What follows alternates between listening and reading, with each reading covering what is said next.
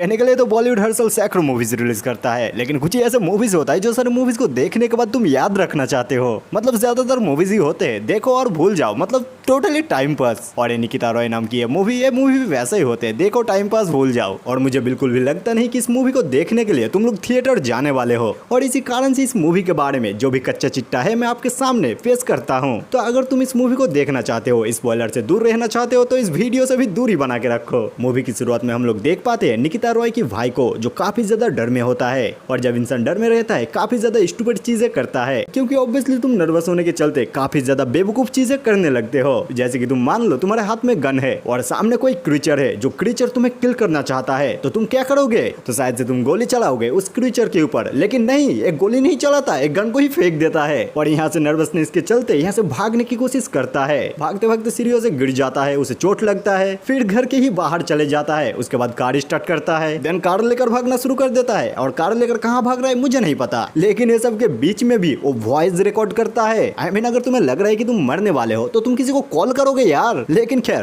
Car drive करते करते सामने जाकर नर्वसनेस के चलते एक्सीडेंट हो जाता है, काफी ज्यादा चोट लगता है, सर से खून बह रहा होता है, लेकिन इसके बावजूद भी कार से निकलकर ब्रिज की तरफ भागना शुरू कर देता है। और उसे अभी तक ऐसा फील हो रहा है कि वो क्रीचर अभी तक उसके पीछे है। इसके कारण से वो ब्रिज से सीधा पानी में जंप कर देता है, और जो भी अनहोनी होना था हो जाता है। यहाँ पर बेचारा डूबकर मर जाता है। देन फाइनली आती है मूवी का प्रोटैगनिस्ट निकिता रॉय, जो होती है एक कम्युनिटी के हिस्सा जिसका नाम है IRC, इंटरनेशनल रैशनल कम्युनिटी। मतलब सीधी तरीके से इसका काम होती है हमारे समाज में जो भी सारे अंधविश्वास, स्टिग्मा, ये सारे चीजों को पूरी तरीके से जड़ से खत्म करना। लेकिन क्या हो अगर उसके ही भाई किसी भूत के कारण से मारा गया है, मतलब असली में रैशनल फैमिली, उसके ही एक भाई घोस्ट के कारण मारा गया है। एंड निकिता रॉय को इस बात पे बिल्कुल भी विश्वास नहीं होती है कि मेरे रैशनल भाई कैसे घोस्ट के कारण से मारा जा सकता है। और मैं बोल रहा हूँ कि कहाँ घोस्ट के कारण मारा गया है, वो गन अगर गोली चला देता तो बच जाता वो। खैर जो भी है, कहानी पर लौट कर आते हैं। और अब निकिता रॉय चाहती है अपने भाई का जिस तरीके से मौत हुआ है, वो जैसे भी हो अपने भाई का मौत का बदला लेकर ही रहेगी, और उसके ही साथ इस चीज का भी पता लगाएगी उसके भाई के मौत के पीछे रीजन क्या था।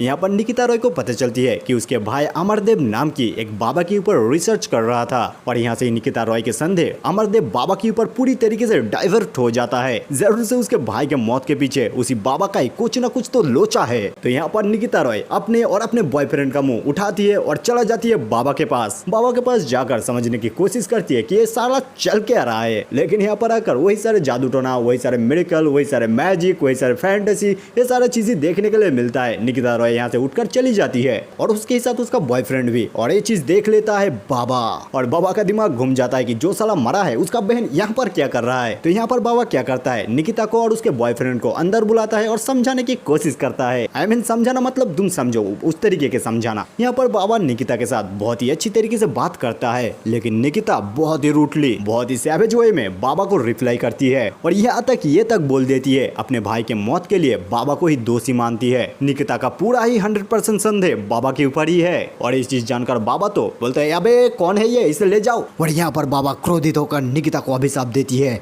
और 3 दिन के बाद ठीक उसी तरीके से तुम्हारे भाई की तरह तुम्हारा भी मौत हो जाएगी। और यहाँ पर निकिता का बॉयफ्रेंड, दोस्त, आई मीन जो भी है, इसका तो फट के 4 ही हो जाता है। बाबा अभिशाप दे चुका है, ओ माय गॉड अब तो सब खत्म हो जाएंगे, मतलब ऐसा कुछ इसका रिएक्शन था। देन वहां से आकर निकिता को समझाने की कोशिश करता है कि यार क्यों ही पंगा ले रही हो, ये सारे बाबा पावरफुल होते हैं, ना जाने क्या कर देंगे यार, तुम अपने काम से काम रखो ना, तुम्हारे भाई इस तरीके से वापस तो नहीं आ जाएंगे ना। लेकिन ये सारे बातों को सुनकर निकिता को आ जाती है गुस्सा, और अपने इस दोस्त को मारती है एक चमाटा, और यहाँ से चली जाती है अपने भाई का मौत का बदला लेने के लिए। देन निकिता को पता चलती है कि उसके भाई की तरह और भी कुछ लोग थे, जो सारे लोग अमरदेव बाबा के ऊपर रिसर्च कर रहे थे, और उसके भाई की तरह ही एक रिसर्चर जो एक लड़की होती है। उसके पास निकिता जाती है और वहाँ पर निकिता को देखने के लिए मिलती है। इस लड़की का सिचुएशन हद से ज्यादा खराब है, मतलब यहाँ पर इस लड़की का आखिरी मोमेंट होता है। निकिता जैसे तैसे करके चीजों को संभालने की कोशिश करती है, क्योंकि यहाँ पर निकिता की बहुत ही ज्यादा जरूरत होती है इस लड़की का। इस लड़की के पास से निकिता को बहुत सारा चीजें पता लग सकती है, लेकिन ये लड़की हद से ज्यादा डरी होती है। और आखिर आते आते ये लड़की निकिता के साथ बात करना तो दूर की बात, उल्टा ही अपना ही जान ले लेती है। और सच में ये आत्महत्या रियली स्कैरी था। इस आत्महत्या को देखकर थोड़ा बहुत निकिता को तो डर लग ही जाती है, और इसके बाद से ही सारा बवाल चीज होना शुरू हो जाता है। निकिता को अब अपने ही घर में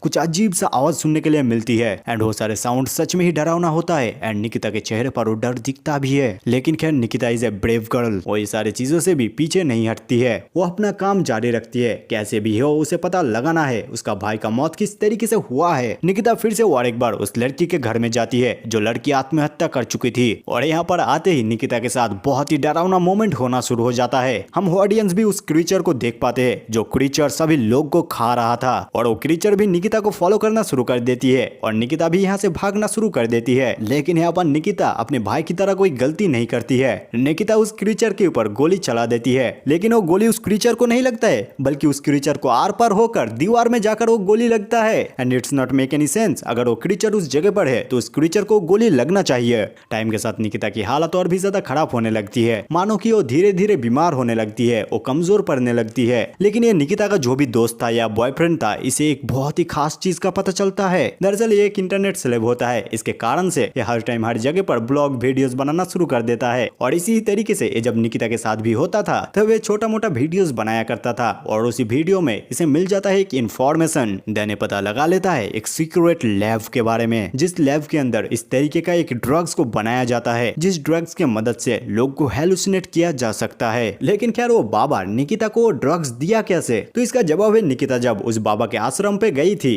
तब उसके जो भी सारे बैग थे, उसके स्मार्टफोन थे, वो सारी चीजों को बाहर लिया गया था और वही सारे सामान के ऊपर वो सारे सिंपथाइज ड्रग्स को दिया गया था। तो जैसे ही निकिता अपने वो सारी चीजों को छूती थी या वो सारी चीजों के आसपास होती थी निकिता हेलुसिनेट करने लगती थी, निकिता डरने लगती थी, निकिता कमजोर हो जाती थी। लेकिन अब किस्मत के चलते और निकिता के हार न मानने के कारण से सारा सत्य सारा चीजें सबके सामने आ जाता है और इसी तरीके से अमरदेव बाबा का फांडा फूट जाता है और इसी तरीके से ये मूवी यहाँ पर अंत होता है। और आखिरी बात गाइस, जरूर से ये मूवी आपको अच्छा लग सकता है या फिर ये मूवी सच में ही अच्छा है, लेकिन इस बात को समझो मेरे टेस्ट के हिसाब से ये मूवी उतना सही नहीं था। आई मीन इस मूवी को मैं बहुत ही ज्यादा खराब नहीं बोल रहा हूँ, लेकिन ये मूवी बहुत ही ज्यादा अच्छा भी नहीं है। तो या फिर यहाँ पर वीडियो को रैप अप करते हैं, तो मिलते हैं बहुत ही जल्दी किसी नेक्स्ट वीडियो पर और तब तक के लिए स्टे हैप्पी, पीस।